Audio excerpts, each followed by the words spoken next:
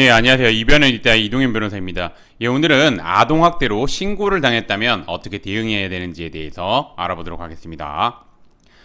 제가 이제 오늘의 주제를 선택하게 된 이유는 이 최근 아동학대가 사회적으로 좀 이슈가 됨에 따라서 이 아동학대로 신고를 당했다면서 어떻게 대응해야 되는지 이렇게 저한테 문의를 하시는 분들이 굉장히 많아졌습니다.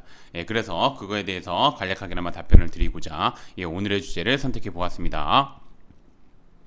우선 들어가기 앞서 아동학대는 뭐고 어떻게 처벌되는지 한번 보도록 하겠습니다.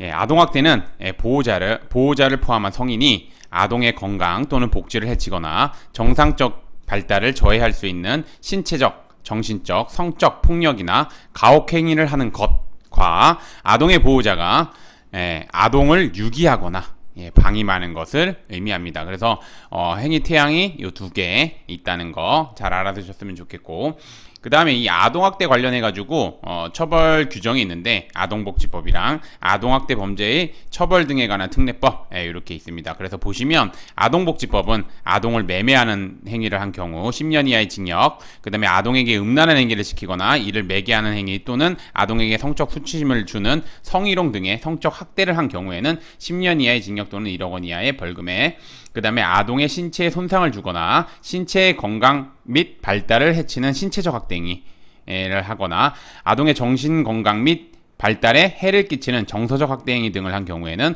5년 이하의 징역 또는 5천만 원 이하의 벌금에 처하도록 규정하고 있습니다.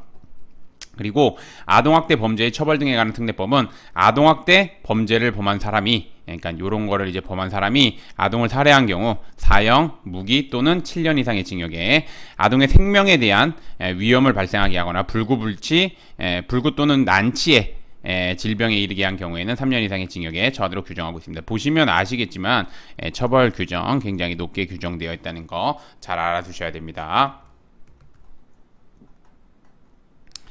그래서 이제 한번 보도록 하겠습니다.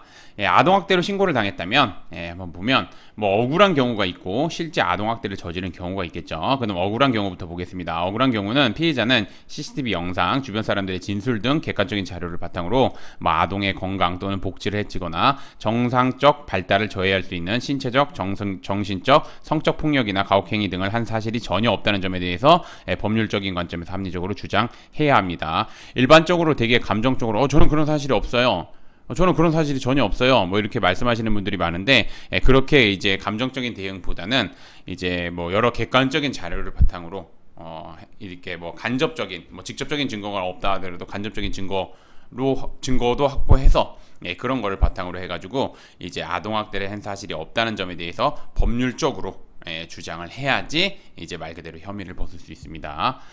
그리고 실제 아동학대를 저지른 경우에는 혐의를 인정하고 최대한 피해 아동 아니면 피해 아동의 부모님과 합의를 하는 편, 반성문, 그 다음에 단원서, 정신과 진료 내역서, 그 다음에 아동학대 관련 교육 이수증 등 다양한 양형 자료를 바탕으로 훈육의 목적에서 한 행동이었을 뿐 악의적인 감정은 없었다는 점, 그 다음에 뭐 정신과 진료를 받고, 그 다음에 아동학대 관련 교육을 이수하는 등 이제 뭐 다시는 재범을 저지르지 않을 것이라는 점, 이런 거를 등을 적극적으로 주장해야지 이제 검사가 기소유예 처분 내지 아동보호 사건으로 송치되어서 이제 보호 처분을 받을 수 있습니다. 보호 처분 같은 경우는 은 아닙니다. 이거 잘 알아두셔야 됩니다.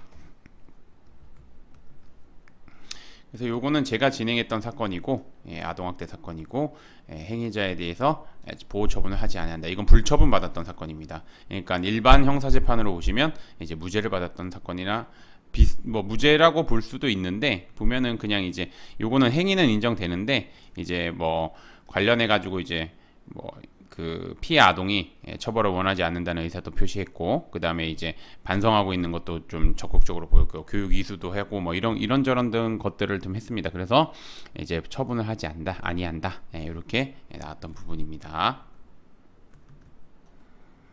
그다음에 요거는 보호 처분을 하지 않는다. 요거는 진짜 형사재판에서 말씀하는 이제 무죄, 완전 무죄를 받았던 그런 사건입니다. 그래서 이제 보시면 뭐 이렇게 범죄 사실 뭐 이렇게 이래가지고 뭐 이렇게 저 1심에서는 이제 뭐 이렇게 보호 처분이 나왔습니다. 근데 보호 처분이 나왔는데 보호 처분 다 파기하고 보호 처분 하지 않는다. 그러니까 아동학대에 해당하지 않는다. 이런 판결을 받았던 사건입니다. 뭐 좀 정리를 하자면 최근 아동학대가 사회적으로 이슈가 되고 있는 만큼 자칫 잘못 대응하였다가 엄중하게 처벌될 수 있습니다. 그래서 좀 아동학대 사건이 문제가 된 경우에는 초기에 적극적으로 좀 대응할 필요가 있고, 그리고 이제 아동학대 관련해 가지고는 이제 아무래도 법리적으로 좀 다퉈야 되는 부분이 굉장히 많기 때문에, 그리고 이제 관련된 자료도 수집해야 되기 때문에 혼자서 대응하기에는 좀 많은 제한 사항이 있을 겁니다. 그래서 제가 좀 말씀드리고자 하는 거는 뭐냐면, 이제 아동학대 사건이 문제가 되면 이제 변호사님 도움을 받을 필요가 있고, 변호사님 도움 받을 때는 꼭 두 가지를 확인하시라고 말씀을 드리는데, 첫 번째 아동학대 사건을 많이 해보셨는지, 그 다음에 두 번째 그 진행하는 사건에서 좋은 결과를 도출했는지, 이 두 가지 꼭 확인하시고, 그 다음에 이제 혹시나 뭐 상담을 받으러 가시면 상담하시는 변호사님이 직접 그 사건을 진행하시는지, 뭐 가령 이제 상담은 A라는 변호사님 했다가 입회, 그러니까 말 그대로 이제 경찰 조사를 갔는데 입회 오신 변호사님은 뭐 B라는 변호사님이 오는 경우도 있습니다. 그래서 그 상담하신 변호사님이 직접 진행하는지 이것도 꼭 확인하셔서 변호사님 도움 받아서 진행하는 것이 좋을 것이라고 생각합니다. 오늘의 주제는 여기까지 마치겠고, 저는 이변은 이따의 이동현 변호사였습니다. 감사합니다.